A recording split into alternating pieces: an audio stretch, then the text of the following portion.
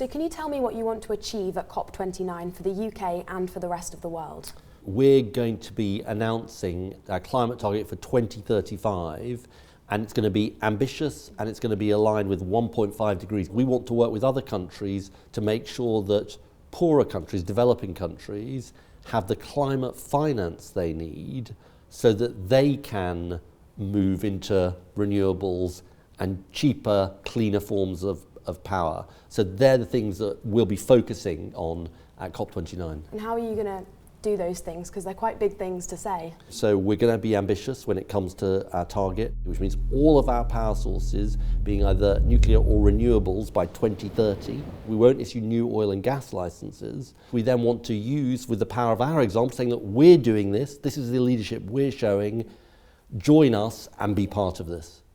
Donald Trump was recently re-elected as the President of the United States of America. Yes. And in the past, he's been heavily criticised for calling climate change a scam. So how do you plan on convincing him, that climate change is an issue?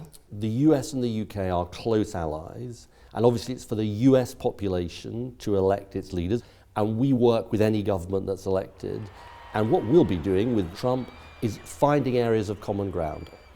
You've got to respect the judgments that different countries make and who they elect as their leaders, and then you work together to find areas of common agreement where you can move forward. No one's been able to change his mind, so why do you think that you'll be able to? I think it's really, really important to see what happens when President Trump comes to power. We want to work with, all countries to move forward on this really, really important agenda. Do we really need to be flying politicians in from all over the world for this meeting? I mean, it kind of counteracts the whole reason for the meeting. Can't it just be held online? It seems on the surface that it does, but I think it is important, the COP. It's basically a moment when world leaders have the spotlight on them, and it puts them on the spot.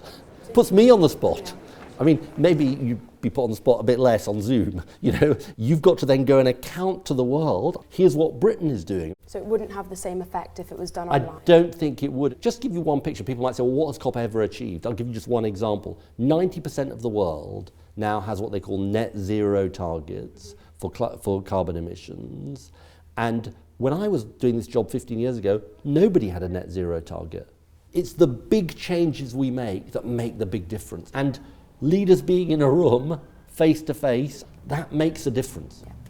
So do you want everyone to have electric vehicles by 2030? No, because you've got to have a transition, but we will ensure that we're not selling petrol and diesel vehicles new petrol and diesel vehicles from 2030. I want people to be able to carry on getting them second hand and so on. But we've also got to make it affordable for people. Exactly. I wouldn't have been able to say this to you 15 years ago because frankly, solar, wind, they were more expensive than fossil fuels. But now, when they're cheaper, why would you stick with expensive, insecure fossil fuels when you can have cheaper, cleaner renewables? So do you think we're on track to meet the 2050 timeline? Is it likely to happen? Well, the truth is that when we came to office 4 months ago, I was told we were off track. And I'm trying to get us on track. And it's hard, but I'm confident we can do it. I want future generations to look at what I did and say, he really got the scale of the threat. I think your generation, future generations will look back at us and say, were you the last generation not to get it or the first generation to get it? And I want to be seen as the first generation to get it.